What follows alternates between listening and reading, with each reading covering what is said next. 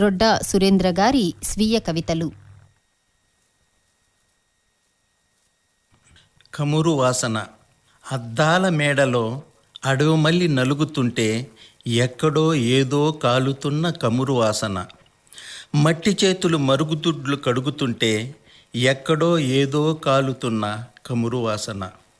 కూలుకొచ్చిన తల్లికి సేపుకొచ్చిన చనుబాలు కారి రవిక తడిసిపోతుంటే ఎక్కడో ఏదో కాలుతున్న కమురు వాసన.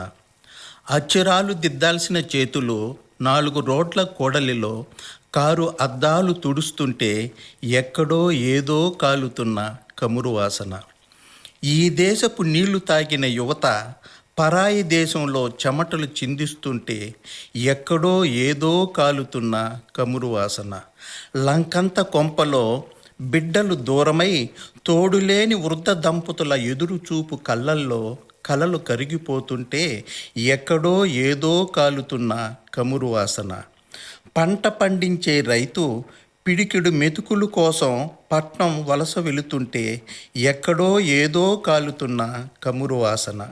ఈ కమురు వాసన తెలియాలంటే మనిషిలో మిగులుండాలి కూసింతైనా మానవత్వపు వాసన. ఎప్పటికీ రుణగ్రస్తున్నే. అప్పులు తీర్చేసి చిట్టాపద్దులు చించేసి రుణ విముక్తిని అయ్యానని ఆనందంతో గుండెల మీద చెయ్యేసుకొని నిశ్చింతతో నిద్రకు ఉపక్రమిస్తుంటే ఎందుకో ఏమో నిద్ర దరిజేరలేదు. ఇంతలో అంతరాత్మ ఇంకా ఎవరికీ రుణం లేవా అని జీవం లేని నవ్వు విసిరింది. నాలో అంతర్మదనం మొదలయ్యింది. నవమాసాలు మోసి స్తన్యం ఇచ్చిన అమ్మకు ఎప్పటికీ రుణగ్రస్తున్నే. చెమట చుక్కలను చిందించి నాకు అత్తరు పూసిన నాన్నకు ఎప్పటికీ రుణగ్రస్తున్నే. ఆరుగాలం శ్రమించి అన్నం పెట్టిన రైతన్నకు ఎప్పటికీ రుణగ్రస్తున్నే. అక్షరాలతో ఉన్నత శిఖరాలను చేర్చి నిచ్చెనలా అక్కడే ఉన్న గురువుకు ఎప్పటికీ రుణగ్రస్తున్నే. వావి వరుసల విలువలు నేర్పిన పచ్చని జ్ఞాపకాల సెలయేరు పల్లెకి ఎప్పటికీ రుణగ్రస్తున్నే. నా నిదుర కోసం నిదురమాని సరిహద్దు కంచెలా నిలబడ్డ సైనికుడికి ఎప్పటికీ రుణగ్రస్తున్నే. నా మనుగడకు నీరు గాలి నేలనిచ్చిన ప్రతిఫలం ఆశించని ప్రకృతి మాతకు ఎప్పటికీ రుణగ్రస్తున్నే. దేహం వేదం ఇచ్చి నన్ను పునీతుణ్ణి చేసిన భారతదేశానికి ఎప్పటికీ రుణగ్రస్తున్నే. పద్యం కన్నుల్లో పలికింది.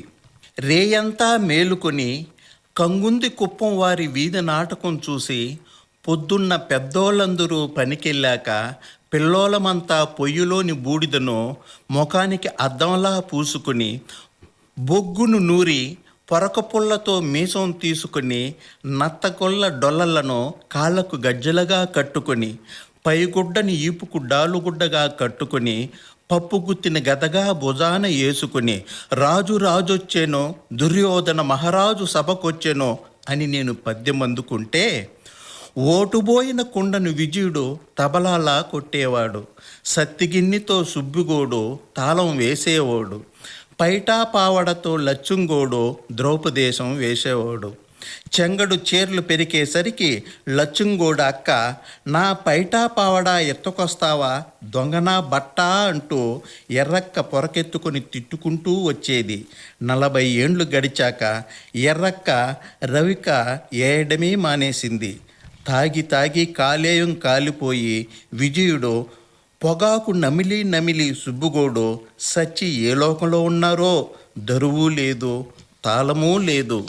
నిశ్శబ్దంగా చీరలు పెరికిన చెంగడు ద్రౌపదేశం లచ్చుంగోడు నా ముందు నిలుచుంటే నా గొంతు పెగలక తడి తడిగా పద్యం నా కన్నెల్లో పలికింది. పల్లెకు ప్రాణం. ఐరాలలో బస్సు దిగి గోధూలి వేళ నడుస్తుంటే గోగంటల సవ్వడులు గోగిట్టల చప్పుళ్ళు కెంజాయ వర్ణాలు వర్ణించతరమా? ఏవి కానరావే ఈనాటి తరము. దారి పొడవునా వావి వరుసలతో మనుషుల పలకరింపులు, పక్షుల కోకోలతో మేను పులకరింతలు, బాటకి ఓవైపు చెరుకు తోటలు, మరోవైపు కందిచేలు, కనులకు ఎంత కమనీయం. ఇప్పుడేవి తారు రోడ్డులో ఆటోల పరుగులు, ఇరువైపులా ఎడారి చిహ్నాలు. ఐరాలమ్మ గుడి దగ్గర రావి చెట్టు నీడలో విశ్రమిస్తూ ఊసులాడే కబుర్లు ఎంత వినసొంపు. ముగిసిన జాతరల నీరవంలో రచ్చబండ, పల్లె మొగదాల రెడ్డోరింటి ముందు చల్లగాలి వీస్తూ ఆహ్వానం పలికే రావి చెట్లేవి.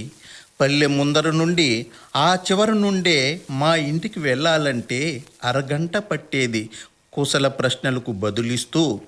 ఏది ఒక్కరూ కానరారే, ఊరు గొడ్డుబోయినట్లు అందరూ ఇళ్లలో టీవీలకు అతుక్కుపోయారు. వీధి వీధంతా పిల్లల ఆటలతో ఎంత సందడిగా ఉండేది. ఆ గుంపులేవి అందరూ తలంచుకొని సెల్ ఫోన్లకు బందీలవుతూ. పల్లెకంతా చింతకాయలిచ్చి ఆదుకున్న చింతోపు ఏది, చిగురించిన చిలిపి ముచ్చట్లు ఏవి, ఒక్క చింత చెట్టు కానరాదే. తాటి ముంజలు రుచులు పంచే గాదోల తాటితోపులో తాటి చెట్లేవి, దెయ్యాల వంకలో మర్రి చెట్టులో ఊయులూగిన మర్రి ఓడలేవి.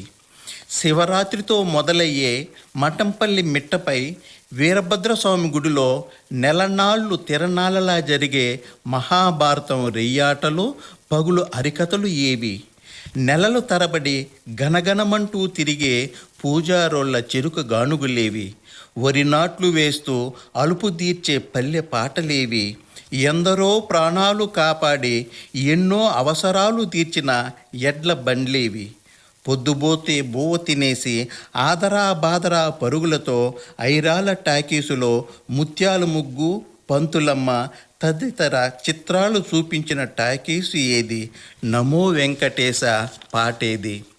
నా పల్లె గుండె పగిలిపోయింది, ప్రేమను పరిచయించి పచ్చదనం పూయించి నా పల్లెకు ప్రాణం పోయాలి, మునుపటి మమకారాలను మళ్ళీ బతికించాలి. నా కళ సాకారం కాదా? మనిషిని మనిషిగా చూడడానికి కులమతాల కుమ్ములాటలు, ధనిక పేదల అడ్డుగోడలు ఎందుకో? ప్రతి స్త్రీలో ఆడతనాన్ని కాక అమ్మనో తోబుట్టువును చూస్తే నిర్భయ చట్టాలు ఎందుకో? జన్మనిచ్చిన తల్లే ప్రాణవాయువును ఇవ్వలేందు, అలాంటి ప్రాణవాయువునిచ్చే చెట్లను నరకక రచ్చిస్తే వరుణదేవుడు హర్షించి వానసిరులు కురిపించడా? ప్రతి ప్రాణం మన ప్రాణం లాంటిదేనని భావిస్తే ఇక రక్షక భటులెందుకు? నైతిక విలువలకు జీవం పోస్తూ ప్రతి మనిషి మనసున్న మనిషిగా మసలుకుంటే భూమి స్వర్గమయ్యే నా కల సాకారం కాదా?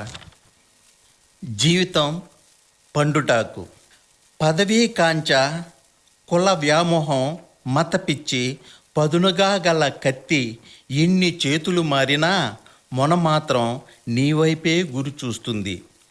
ఎరని ఎరుగక గాలం లాంటి ఆహ్వానానికి పొంగిపోయి మయసపలో అడిగెట్టాక నిజానికి నీడకు తేడా తెలియని మాయ కమ్మేసి అచేతనుడై వశమైపోతావు. ఓవేళ అతీతుడై ప్రశ్నిస్తే దేహంపై ఎర్రని గాయాలు పలకరిస్తాయి, చేతుల్ని కటకటాల ఊచలో కౌగిలించుకుంటాయి.